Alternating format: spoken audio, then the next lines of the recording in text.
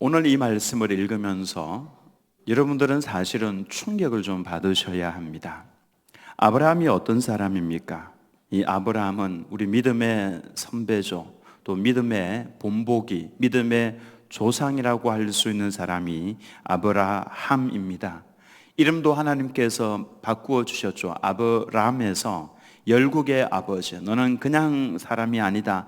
온 열국의 믿음을 전수해 줄 수 있는 아버지다. 아브라함, 이름도 아브라함으로 바꾸어 주셨고요. 그는 하나님께서 그는 나의 벗이다. 내 마음을 너에게 다 알려주겠다. 하나님과 깊이 교통하고 교제하고 하나님의 마음속에 있는 것을 알려주어서 알고 있는 사람, 하나님의 벗이었죠. 그는 기도하면서 소돔이 멸망을 당할 때 그곳에 있던 조카 롯을 하나님께서 구해내셨습니다. 그 이유가 아브라함의 기도 때문에, 아브라함이 하나님 앞에 엎드려서 그렇게 간절하게 살려주십시오. 50명, 40명, 45명, 40명, 30명, 20명, 10명, 하나님 의인 10명만 있다면 그래도 좀 구원해 주십시오 라고 간절하게 기도한 아브라함의 기도의 소리를 들으시고 하나님께서 그래, 내가 아브라함 때문에 내 조카 롯과 그의 가족을 구해주겠다, 이렇게까지 했던 믿음의 사람이 바로 아브라함이었습니다. 근데 오늘 읽었던 이 말씀은 어떻게 그와 같은 아브라함이 하나님의 벗이라고 명칭을 하나님께서 주셨는데 그 아브라함의 벗이, 하나님의 벗인 아브라함이 어떻게 이럴 수가 있는가? 이런 생각 때문에 사실은 이 말씀 읽으면서 충격을 받아야 합니다. 특별히 아브라함이 지었던 이 범죄는 우연히 지은 것이나 충동적으로 지은 죄가 아니라 놀라운 것은 그가 계획을 했다라고 하는 것입니다. 사라와 더불어서 계획을 하면서 이제 어디를 가든지 너는 내 아내라고 이야기를 하지 말고 누이 동생이라, 여동생이라고 이야기를 하라, 이렇게 서로가 계획을 했다라고 하는 것입니다.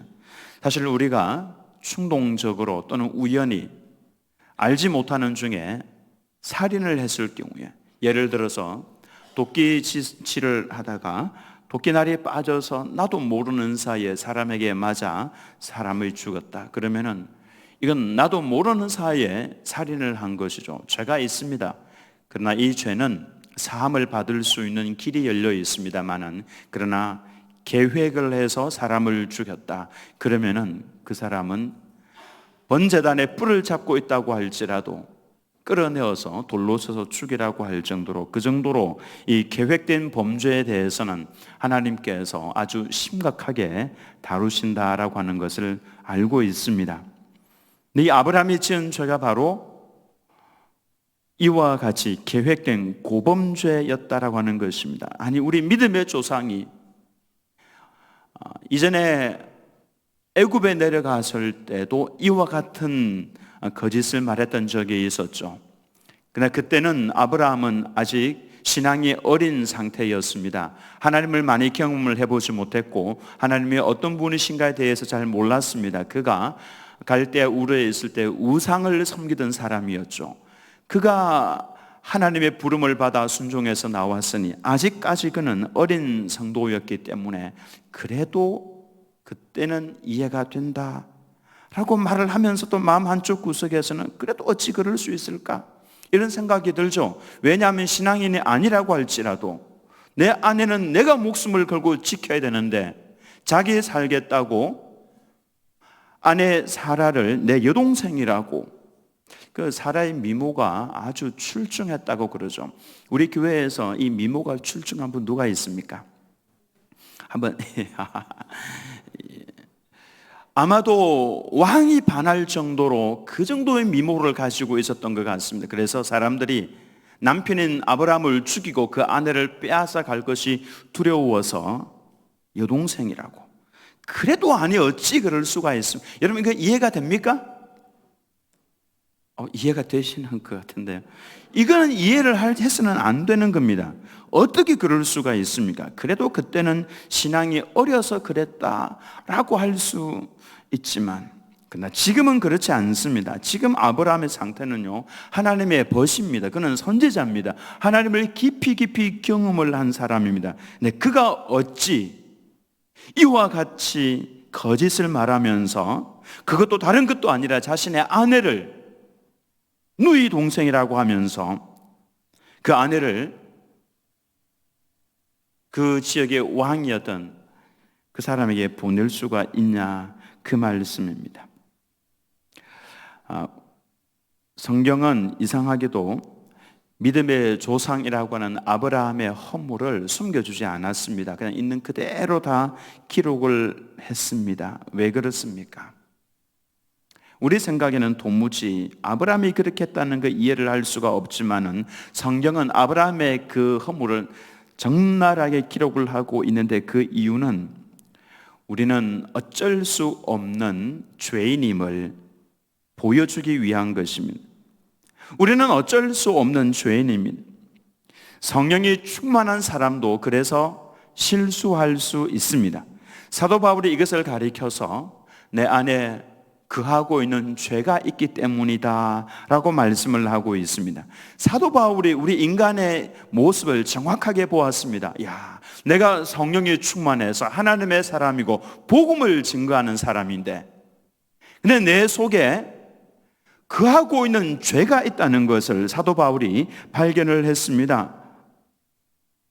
그래서 얼마나 그가 가슴이 아팠겠습니까? 그가 뭐라고 이야기를 합니까? 오라, 나는 공고한 사람이로다. 이 사망의 몸에서 누가 나를 건져낼꼬? 바울의 탄식이었습니다.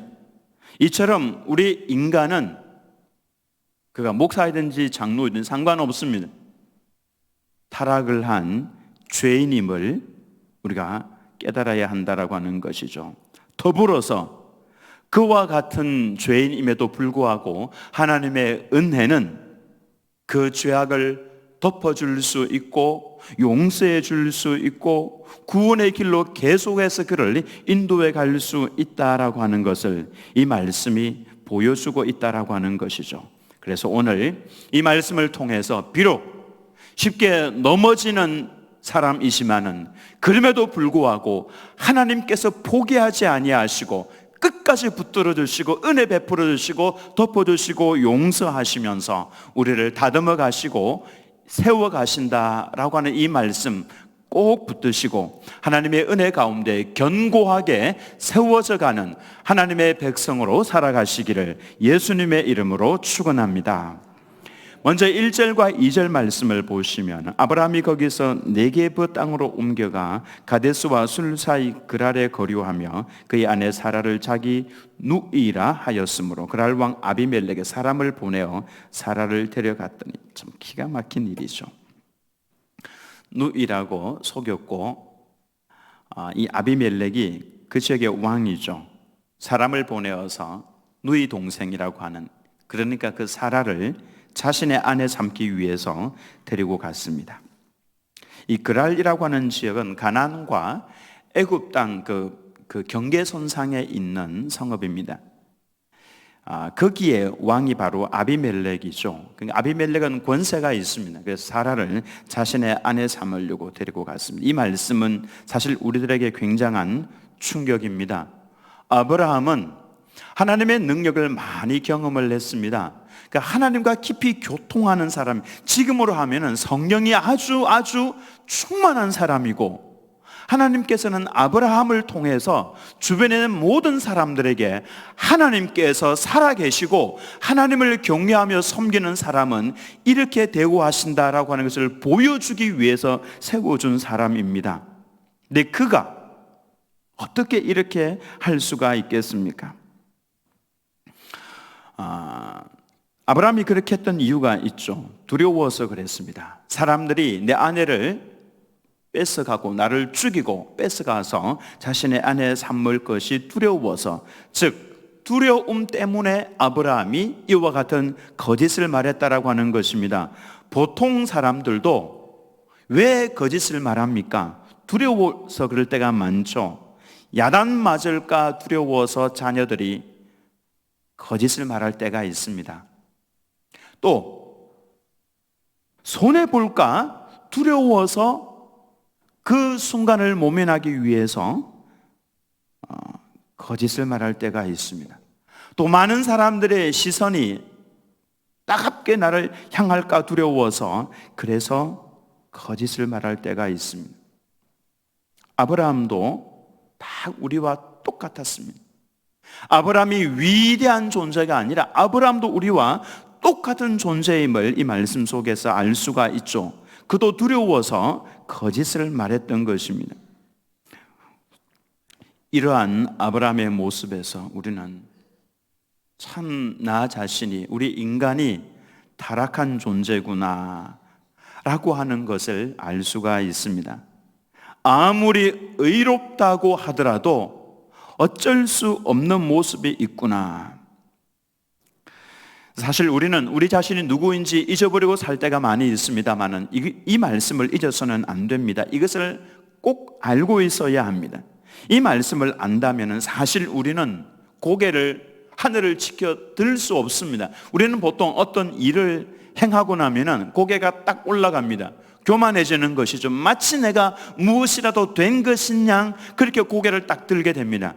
이 말씀을 우리는 꼭 기억을 해야 됩니다. 예레미야 13장 23절 말씀에 보면 구스인이 그의 피부를, 표범이 그의 반점을 변하게 할 수 있느냐? 할 수 있을진데 악에 익숙한 너희도 선을 행할 수 있으리라. 이 말씀은 우리가 조금 해석을 해야 될 말씀이죠. 구스인은요, 흑인을 말합니다. 흑인이 자신의 이 피부를 희게 만들 수 있겠습니까? 불가능합니다. 제가 이 황인종이 싫다고 해서 백인이 되고 싶어서 막 어떻게 하면 백인이 될 수 있는가? 불가능합니다. 그건 안 되는 겁니다. 표범이 자신의 몸에 있는 반점을 보기 싫다고 해서 싹 없애버릴 수 있는가? 안 됩니다. 그 불가능한 일입니다.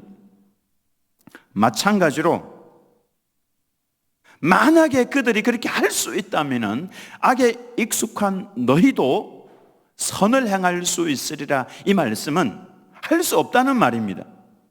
왜 불가능한 것을 가능하다고 말하느냐? 아니야, 나는 할 수 있어. 그게 아니다라고 하는 것입니다. 인간은 선을 행하는 것이 불가능합니다. 죄에 대해서는 익숙하지만은 선에 대해서는 불가능하다라고 하는 거예요. 저 사람 착한데요?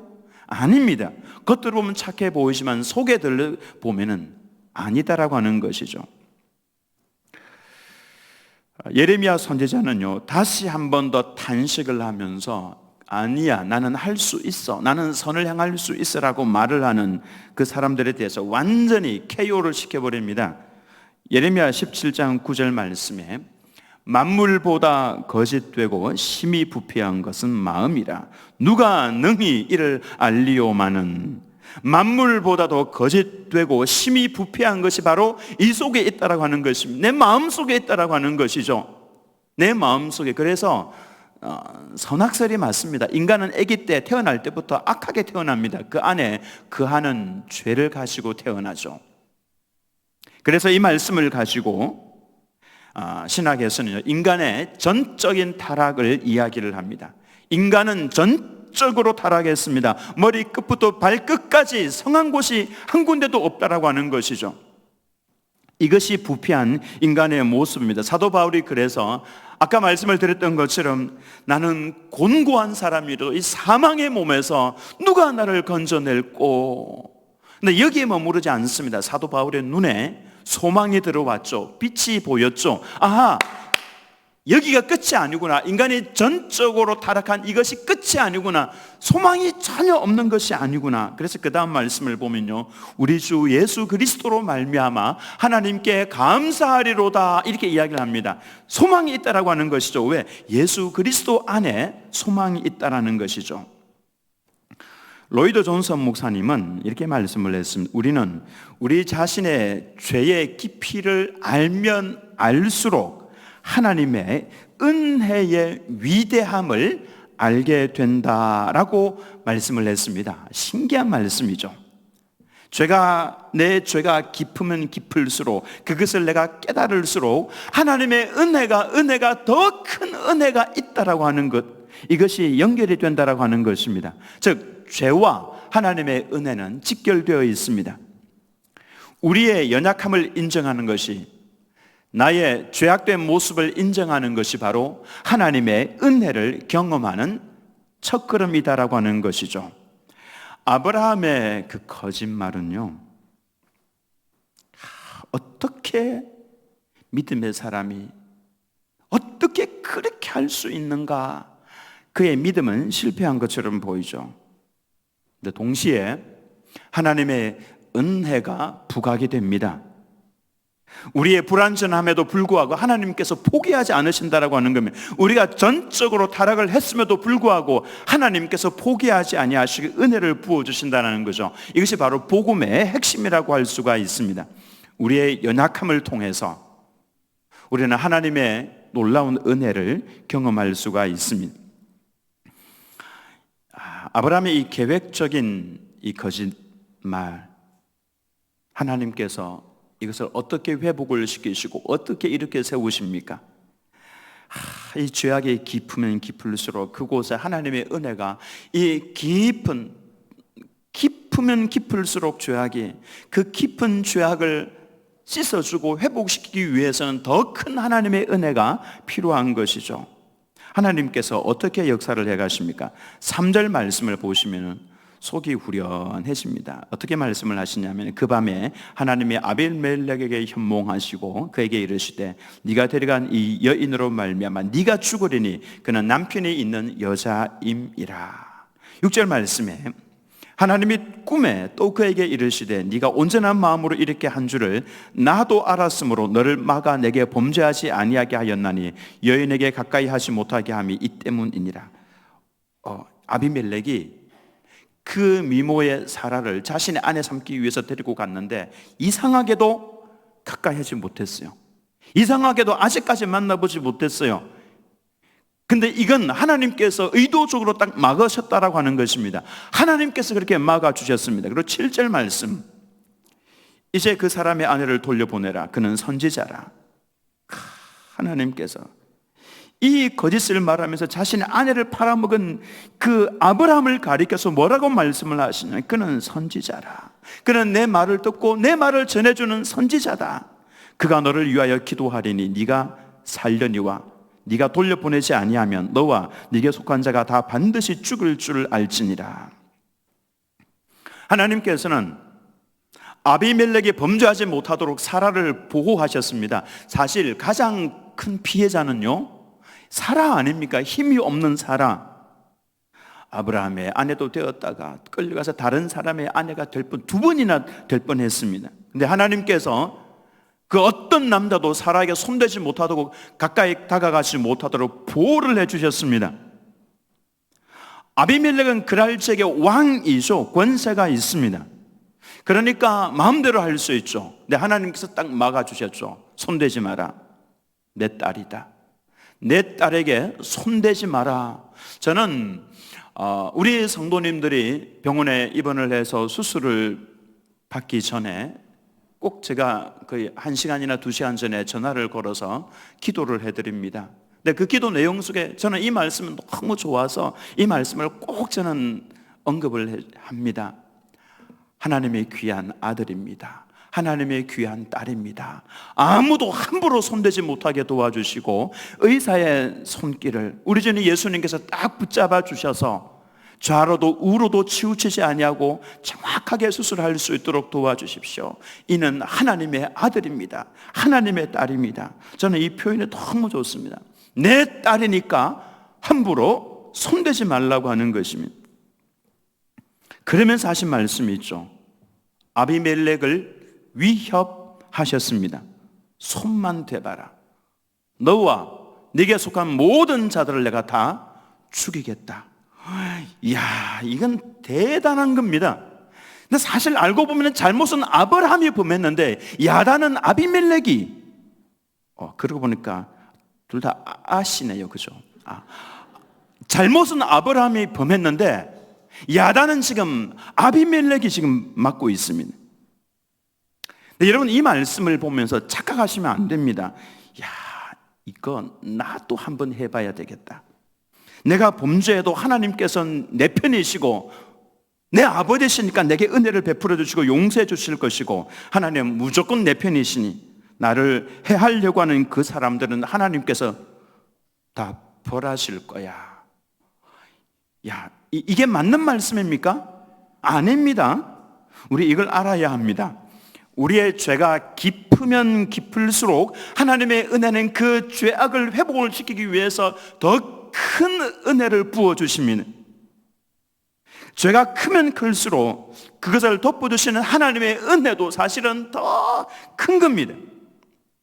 그런다고 해서 우리가 죄에 거하겠느냐? 이것이 바로 사도 바울이 던진 질문입니다. 로마서 6장 1절에서 2절 말씀을 보면 그런즉 우리가 무슨 말 하리요? 은혜를 더하게 하려고 죄에 거하겠느냐? 그럴 수 없느니라. 한번 따라서 하겠습니다. 그럴 수 없느니라. 이거 정확하게 해야 됩니다. 사도 바울은 이 원리를 알았습니다. 죄가 많이 지으면 많이 지을수록 그 사람을 회복시키기 위해서 하나님의 더 큰 은혜가 임하는구나. 죄수 중에 괴수인 나를 회복을 시키기 위해서 하나님의 더 큰 은혜가 임했구나. 이걸 깨달았던 것이죠. 그러나 은혜를 더하게 하려고 그럼 내가 죄에 거하겠느냐? 그럴 수 없느니라. 죄에 대하여 죽은 우리가 어찌 그 가운데 더 살리요?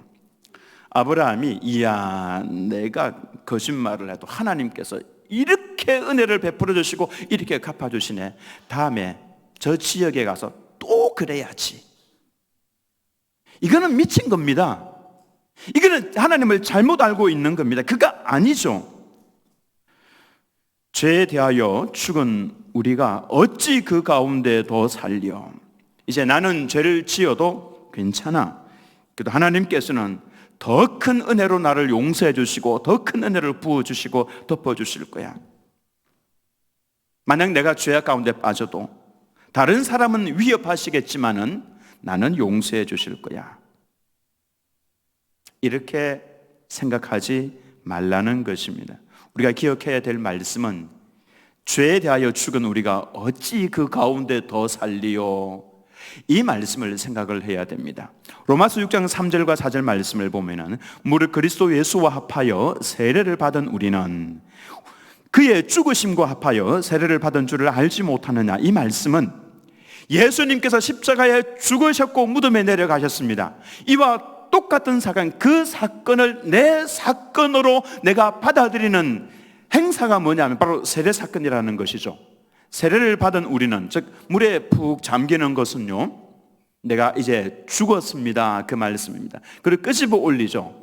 이제는 살아났습니다, 새로운 사람으로 살아났습니다, 그 말씀입니다. 4절 말씀을 보면은 그러므로 우리가 그의 죽으심과 합하여 세례를 받음으로 그와 함께 장사되었나니, 즉 예수님과 함께 내가 세례를 받음으로 예수님과 함께 나도 죽었다라는 겁니다.